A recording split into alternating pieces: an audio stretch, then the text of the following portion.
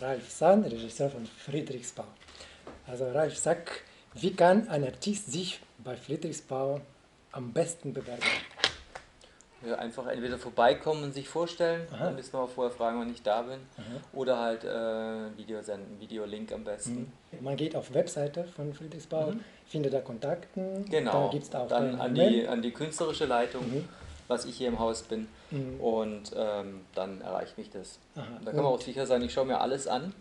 du schaust alles an. Ich schaue alles an, aber Aber, aha, nicht alle können sofort auf Rückmeldungen warten. warten.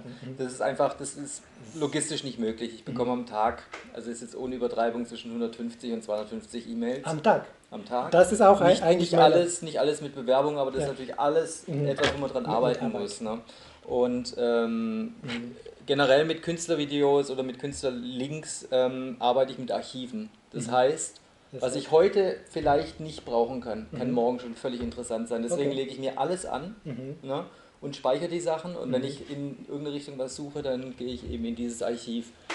Nur, dass es halt einfach bekannt ist. Aber ich denke, das ist sowieso Usus, auch bei anderen Produzenten, dass man kann nicht jedem Nee. ein Feedback geben, Ist der klar, Sachen sendet. Das ist unmöglich. Okay. Also wenn du zum Beispiel irgendeine Show machst, dann weißt du, ich brauche die und die Künstler und dann gehst du auf deine... Ja, oder es wird nach Stilistik gearbeitet. Ich bin oftmals so, dass ich Charaktere suche. Da ist die Nummer in Anführungszeichen erstmal zweitrangig. Ich brauche Typen für verschiedene Projekte, gerade wenn es Ensemble-Shows sind oder so.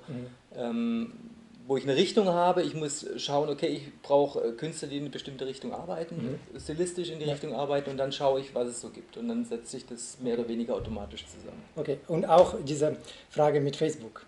Soll man sich bei Facebook sich bewerben? Naja, Geht da? Also funktioniert das? mit Sicherheit funktioniert es bei verschiedenen Häusern.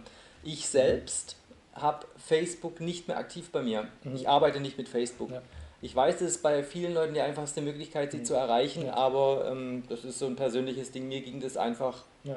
zu nah. Ich war eigentlich 2 Stunden am Tag oder so nur mit Facebook Ja, beschäftigt ja. und das Nee. geht auch nicht. Ne? Aber nicht deine private Seite, sondern Friedrichsbau-Seite. Naja, machen auch andere. privat gab es nie. Bei mir ist es ja okay. eh ein Twitter, weil ich hier im Haus der künstlerische Leiter bin und alle Regiearbeiten, die ich mache, bin ich selbstständig. Ich arbeite ja nicht nur für Friedrichsbau, mache auch viel Industriegalas und solche Sachen.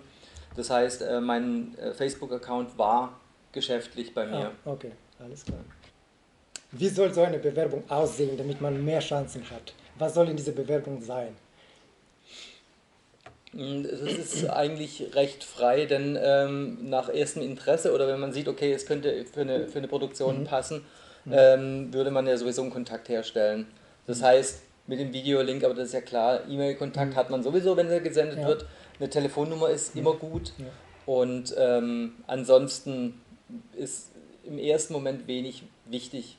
Was vielleicht wichtig ist, weil viele Leute sagen, wenn ich sie über Leute empfohlen bekomme, ich habe gerade kein gutes Video, es gibt kein schlechtes Video für mich. Also ich denke, für keinen, der Künstler sucht, also wenn man jetzt nicht eine Agentur ist, aber für Produzenten gibt es keine schlechten Videos. Aber das ist auch wichtig für junge Artisten, die noch keine guten Videos haben. Genau, also Aber Publikumsreaktion ist völlig egal, ob der Saal voll ist oder leer, völlig egal. Gut.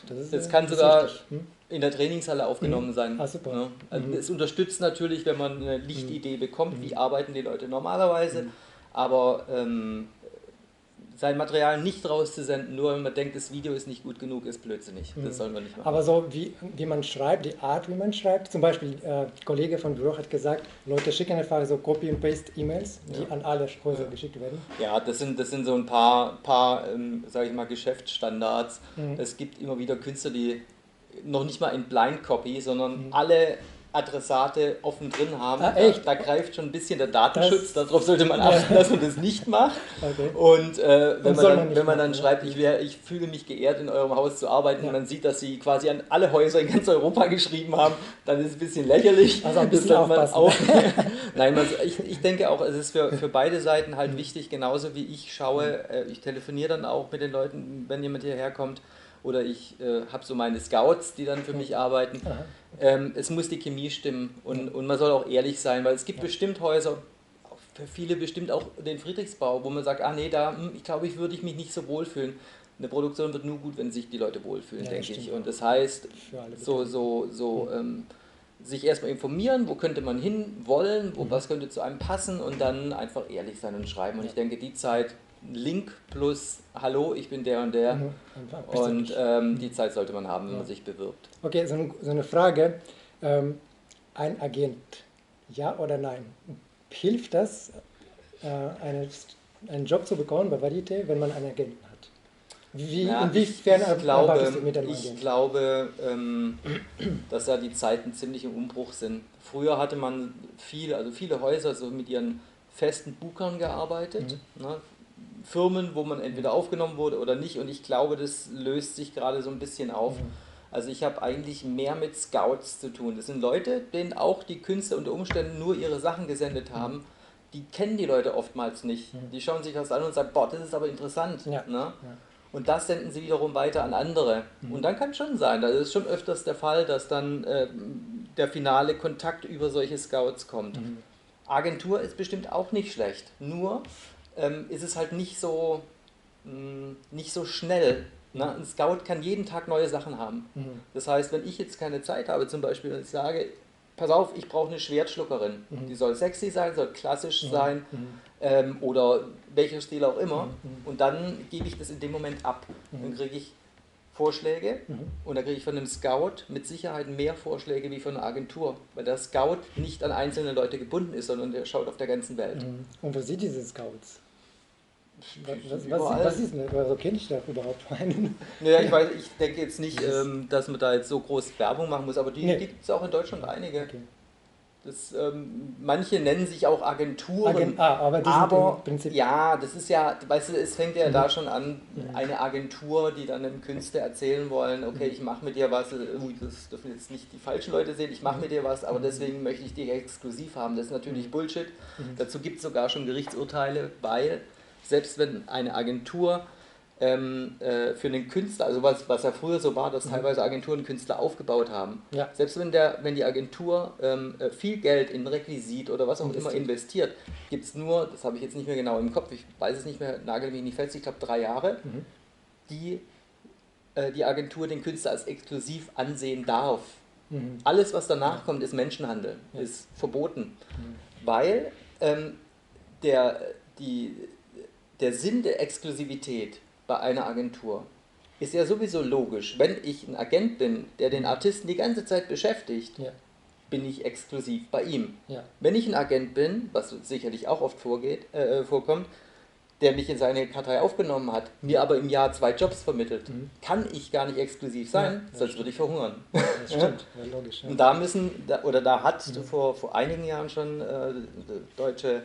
das deutsche Recht einen Nagel vorgeschoben oder eine Grenze gesetzt und gesagt hat, nein, man kann solche Verträge nicht machen, das geht nicht, das ist Sklaverei. Okay, das wusste ich auch nicht, das ist interessant, danke.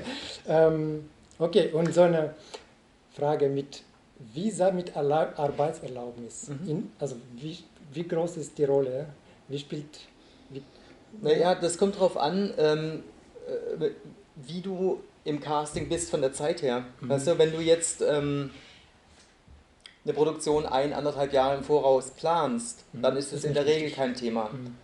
Aber je kurzfristiger so eine Sache wird, desto spannender wird es natürlich, weil jetzt die meisten Häuser, denke ich, schon gute Kontakte zur Ausländerbehörde haben, aber je nach Nation brauchst du halt einfach diese 4 bis 6 Wochen, um das Prozedere einzuhalten. Du bekommst es, wenn es ganz große Not tut, auch schneller hin.